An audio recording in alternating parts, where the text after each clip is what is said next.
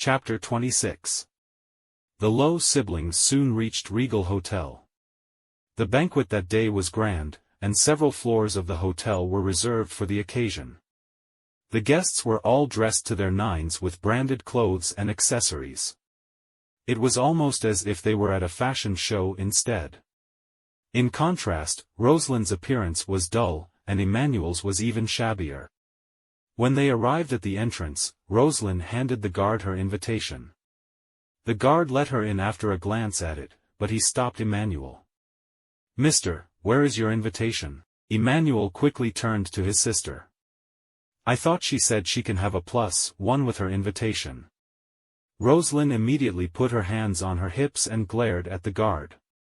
"Did you see what kind of invitation this is?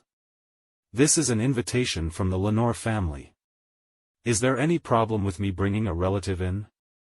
"Miss, no one other than the host is allowed to invite irrelevant individuals to the event," the guard insisted, but his coworker soon gave him a look to gesture him to drop the case. If things were to blow up, the guard would be embarrassing the Lenore family. Furthermore, there were plenty of guests that day. It would do no one any harm if they were to let a few more people into the area. "Go on in, then," the guard finally said, relenting. "Humph. I'm glad they're smart enough. I would have gone to my boss otherwise." Rosalind was still angry after entering the building. Yet, she could not help but think about how prestigious the Lenore family had to be for her to get special treatment just by saying that her invitation was from the Lenores. Even though Claudette was technically her employer, she was often working alongside Rosalind. The two of them were so close to each other to the point they were almost best friends if not for their status difference.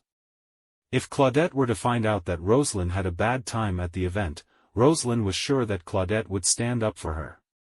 "Calm down, Rosalind. We're in here now, aren't we?" Emmanuel consoled her, and Rosalind finally let go of her anger.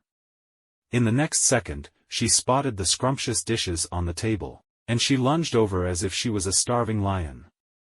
Emmanuel could not help but shake his head at the sight of that.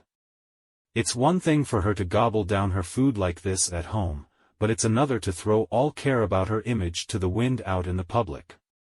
In no time, Rosalind was forcing her brother to take plate after plate of food. After that, he put them all down on a table in the corner. Wiping the beads of sweat on his forehead, Emmanuel said, "Rosalind, you came here to eat until the end of the event, didn't you?" "Why else would I be here?" Rosalind shamelessly admitted. "But Rosalind, aren't you here to check out handsome fellows? Mom even asked me to help you size them up and to play the wingman if there's someone suitable for you," Emmanuel exclaimed. Not knowing how to deal with a serious Emmanuel, Rosalind frowned and said, "I can eat and check out handsome guys at the same time." Left without a choice, Emmanuel took a seat beside his sister and started digging into the food. It was free, after all, and he would be a fool to refrain from all food that night. Not long after the two of them started polishing off the plates before them, a commotion broke out in the area.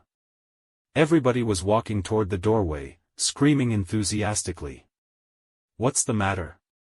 Who's here?" Rosalind was curious.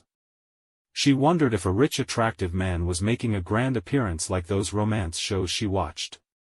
Emmanuel had no idea what was going on, and he curiously rose to his feet like his sister to take a better look at the situation. Alas, the crowd up ahead was large.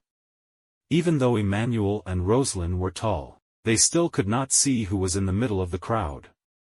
Meanwhile, Mackenzie and her cousin, Beatrix, were being escorted by a group of bodyguards as they walked up the stairs while the guests of the banquet surrounded them.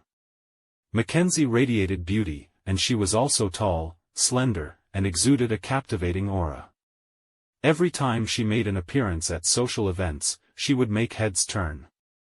Even though Beatrix was not as beautiful as her, her sweet and endearing looks made her the target of many scions' courtships. Furthermore, the star of the night was their aunt, who had recently been promoted to the city's deputy mayor.